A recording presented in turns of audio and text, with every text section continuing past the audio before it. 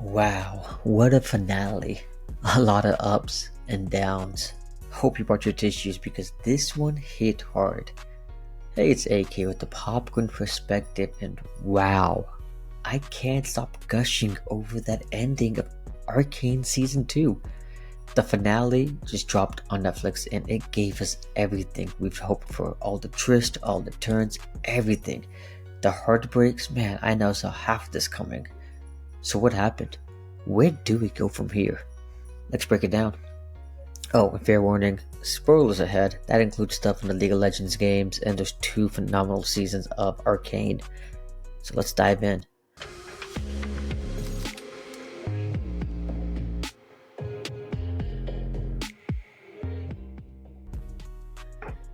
So let's start with one of my favorite characters, Ekko. Episode 7, Act 3. Wow. This is his episode. Just like in Season 1, Episode 7, this is his standout episode. Oh, look who it is. The boy savior.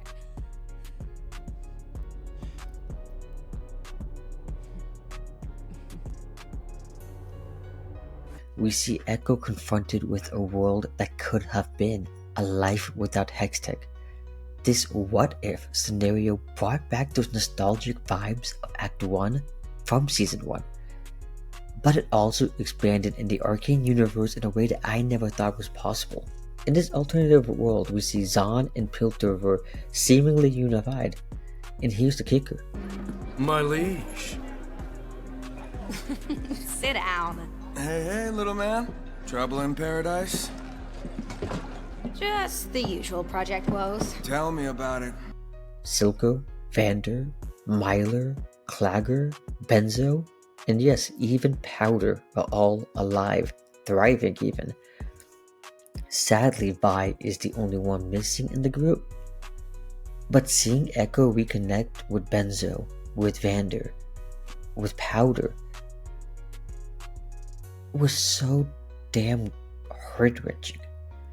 And realizing that he is romantically linked to Powder, that threw him and the audience for a loop.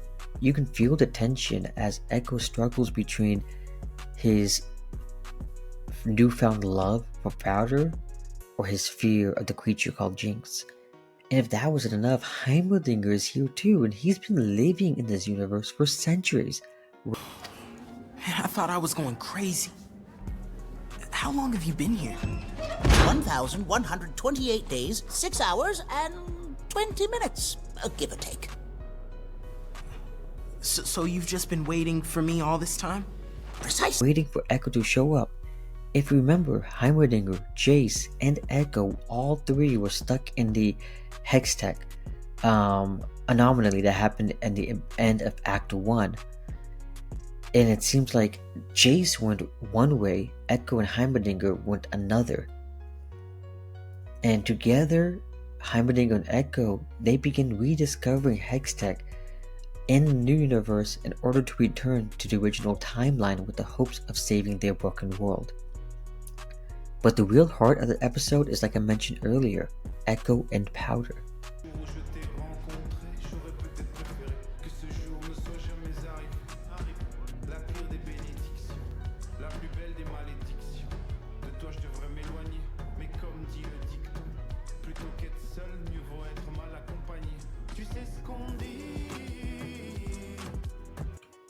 There's this beautiful moment when we realize Powder truly loves Ekko. They're sitting there overlooking Zahn and just talking about their lives, and it's such a beautiful image, and it's a very sad image because we get that same shot at the end of episode 9 of just Ekko staring into nothingness, and it shows just how far these 2 friends have came in this universe and how now they're like the best of friends and they love and adore each other. This version of Powder isn't consumed by anger and destruction like Jinx. She's driven by love. She holds her family together even if it means getting left behind herself. Ekko in this universe is a brilliant scientist, a stark contrast to the rebel leader we know him as, and together they create a Hextech portal. which also leads them to the creation of his iconic Z Drive, the time traveling machine that he creates that we have in the games. But the cost is high. Heimerdinger sacrifices himself so Ekko can return to the Prime World. And during that scene, Powder is rushing back to the lab, seeing Ekko disappear and Heimerdinger seemingly dead was heartbreaking. It makes you wonder, will Powder learn enough from the Hextech to find her way into the Prime World? Is her fate sealed in this alternative timeline? Will we ever see this alternative timeline again? And then there's Vi. The tragedy of this season isn't just her physical injuries, but the chaos of all of Act 2. It's the emotional weight of being torn between her origins of Zahn or the new life she's found in Piltover. And after Caitlyn rushes Vi back to Piltover to recover and heal after the injuries we saw her overcome, we learn that Jinx has been captured and imprisoned by Caitlyn herself. And that sets up one of the most powerful and heart-wrenching moments between these two estranged sisters. Vi confronts Jinx in her cell, and the tension is palpable. Jinx is utterly broken, haunted by choices of the ghost of her past. In the fleeting moment, Vi tries to fix things one last time. She sets Jinx free. But here's the gut-wrenching moment. Jinx doesn't return the gesture. Instead, she tells Vi, You don't have to worry about me anymore. You don't need to feel guilty about being happy. You deserve to be with her. Wait. There's no... she's reeling on the loss of her found sister Isha, and we see Jinx has given up the will to live. In this raw, heartfelt moment, we see both sisters acknowledge the impossibility of going back to who they once were. Vi punches the wall in frustration, not just at Jinx, but at herself, at the situation, at all the pain that led them here. It's such a human moment, showing the weight of their shared history and the emotional toll on them all. And just when it seems like Jinx was truly done, Ekko, our MVP, the best character ever, he saves her from herself. It's a poetic callback to their shared past, and Ekko is showing that even after all that they've endured, she is still worth saving.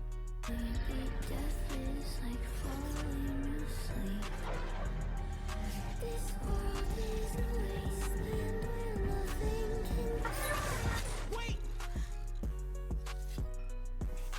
I just want to talk to Get out of here, Ekko. I just... This arc gave us some of the most emotionally resound storytelling of the season. Vi's raw realization, Jinx surrendering to her inner demons, and Ekko unwavering belief of redemption. It's storytelling at its finest. And obviously we cannot forget the moment that everybody's been waiting for. Vi and Caitlyn fans, I hope you were happy. Amidst all the heartbreak, we get to see them share a truly intimate moment in a jail cell, the place they met of all places.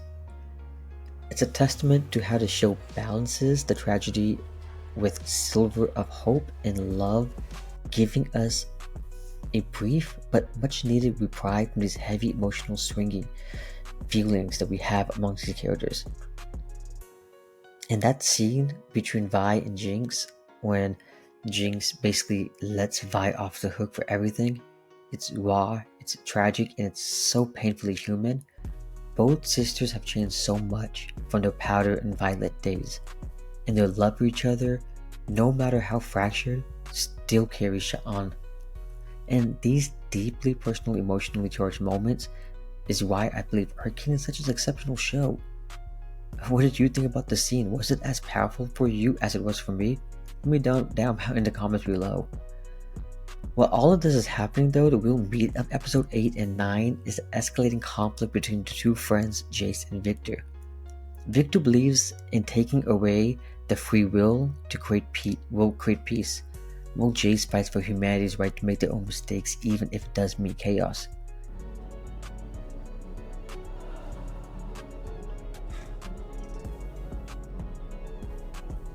I thought I could bring an end to the world's suffering.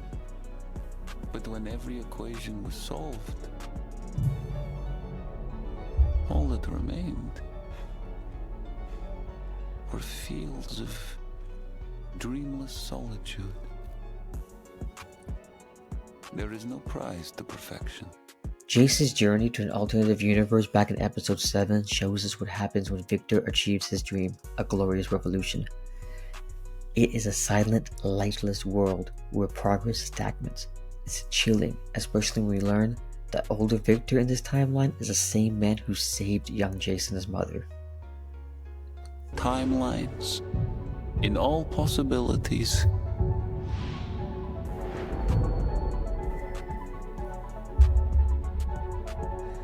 Only you can show me this.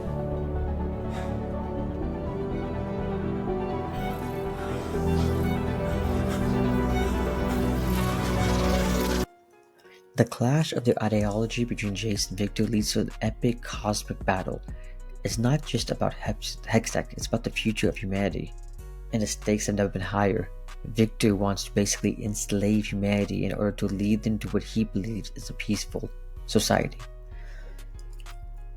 And now we have what I believe honestly is like the weakest part of the finale and the show as a whole. We have the Ambessa and Mel storyline. So here we have Ambessa facing not only the armies of Piltover and a unified Zon, but her own demons. While much of Ambessa's backstory and lore I felt was sidelined, and it's most likely setting up that Riot's Ambessa book that they apparently announced, but we get this incredibly gripping conclusion to her arc. Ambessa rages war on Piltover with a single-minded determination to secure the Hextech. She aligns with Victor and Singe to create an army of these terrifying Victor-like spawns, hybrids. It's just random chaos made for a gripping, fun, beautiful finale. But it did give us Arcane's first and probably last true grand battle scene. And it's everything I wanted to see in the show. When we have all of these characters piled up, I wanted to see them all clash, and here we have it. We have Piltovers and Zon finally unified, fighting side by side to defend their home from the autonomy of Victor's control and Ambessa's grasp.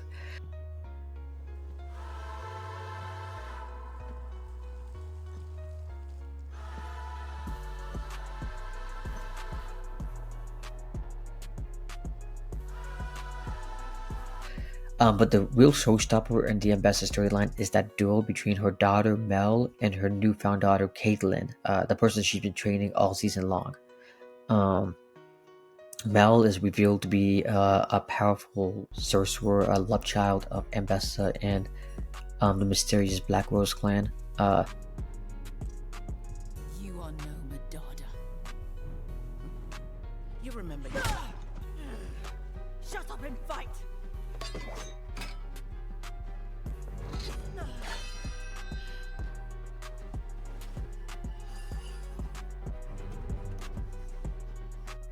And she kind of like steps into her own warrior and leader in this emotional charged fight, and it's amplified by the arrival of Mel's enigmatic sister LeBlanc.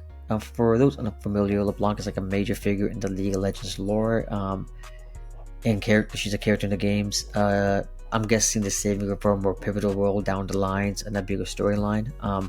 But together, the three women bring down Ambessa in the battle. As it was a beautiful battle. It was well choreographed, acted, voice acting was amazing at this point, and all the destruction that was going on around them was chaotically beautiful. And in Ambessa's like final moments, it shows like a rare vulnerability. She embraces Mel and calls her the true wolf. It's a pretty beautiful moment as Ambessa basically just replenishes command of her forces and passes the mantle on to Mel, allowing Mel to finally end the senseless violence. While this finale gave us an epic mother-daughter showdown, I couldn't help to feel like it was stronger in season 1. It felt kind of flat this time around. A lot of the conflicts between Ambessa and Mel just kind of felt rushed or unexplored. Mel and Laura, you didn't have to come out to meet me. What are you doing here, Mother? Can I not visit? I've heard stories of Piltover's hospitality. You didn't sail halfway across the continent to sample the local cuisine. It's been over a decade now. Since you banished me. Such drama. I'm leaving more questions than answer. Like, what exactly was the Rose's role in all this? How long did Mel spend time in the prison? How powerful is Mel? Who is the Black Rose? And Riot, come on, I want a Mel champion in League of Legends. Please give it to me. Now, don't get me wrong, the finale was beautiful, but these questions made it feel kind of frustrating. Yet interested on what will come next. Hopefully, we get more clarity in the future. We can only wait and see. Like I said, the Ambessa storyline was the one I felt had the most potential. While her final moments were great, it just didn't feel like it didn't get the depth of exploration it deserved. That said, her death and Mel's rise was definitely great, leading into who knows where in the future. What did you think about the Ambessa storyline? Were you satisfied? Let me know down below as well. Now let's talk about that scene where Jinx sacrifices herself. That, in my opinion, was such a poetic scene. During the climactic battle, as the city crumbles, Jinx steps in to save Vi, as Vi trying to save Warwick. And as Warwick kind of reaches to attack Vi, Jinx steps in, pushes her out of the way as both of them flies into the Hextech gate down below, about to explode.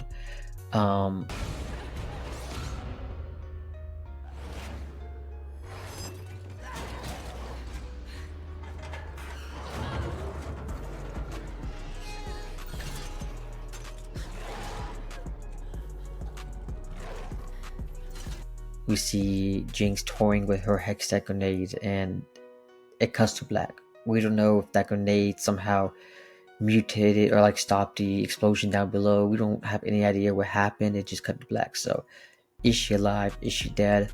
I'm working on a video. I have so many thoughts about that. So, subscribe for that. But the final act of Arcane Season 2, it hit every emotional beat I expected. It explode a lot of core details of loss, love, ambition, and beautiful chaotic fight between Jace and Victor was the highlights here. But where do we go from here? Where is the next location on Runeterra are we going to explore? Is it going to be Noxus? Love to hear your thoughts down below. Drop your theories in the comments, and if you had any questions, leave it down below and hopefully I can answer for them. But this is AK signing off from the Falcon perspective. Until next time, keep your Falcons ready and have a good day.